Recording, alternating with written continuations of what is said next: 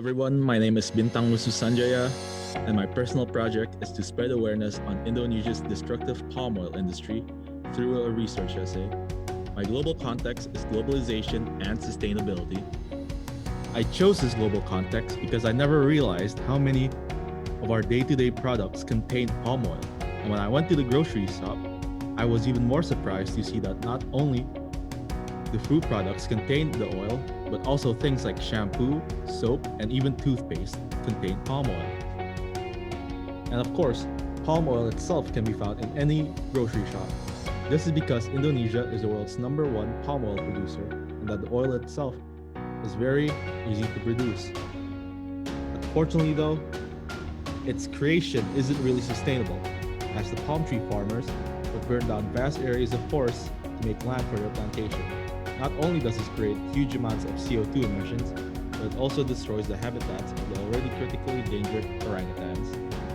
And this is why I wanted to make a research essay so that I could inform people of how palm oil is produced, so that deforestation for palm tree plantations would eventually stop.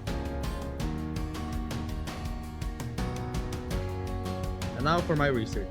Basically, before I started working on my PP or even thinking about it, I've already seen countless videos on the internet regarding the effects of palm oil plantations.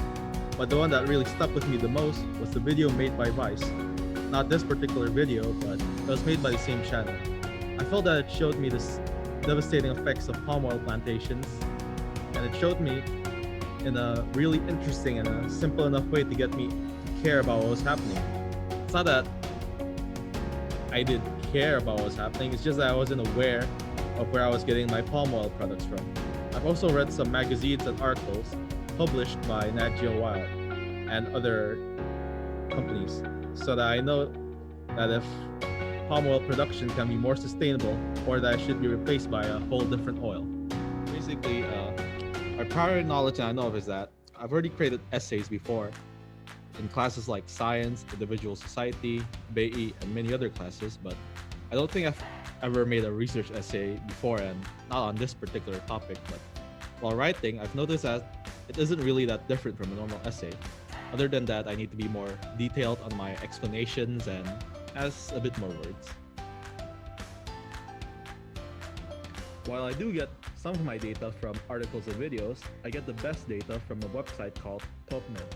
When I found out about it, it was originally intended to be used by medical students, but when I searched on my topic, I was really happy to see the up-to-date data, as my success criteria includes that I need with sources that cannot be 2 years older. It also showed me some very specific data, which I really needed for my research essay. I also made a survey that had very simple questions so that I know what my audience were thinking, and so far, I haven't really gotten that many responses yet, so probably because I haven't really given it to that many people yet, just teachers and friends, but it has given me a very rough idea of what I should be focusing on while I write my research essay. Speaking of research essays, this is my research essay. As you can see, it might look a bit rough at the moment, and it probably is, but I will put time and effort to improve the wording information.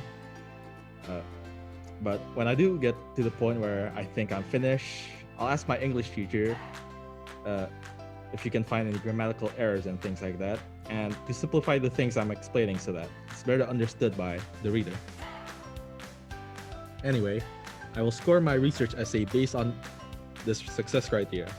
I chose these criteria because I find it to be the most befitting for my project, especially the one where I had to meet the standards of a research essay, and the one where I have to explain my topic very well in a simple way, but I also had to use scientific words, which is actually really hard for me since I don't use scientific words that much. And yeah, that's it. Thank you for listening to my virtual exhibition video. I hope you enjoy.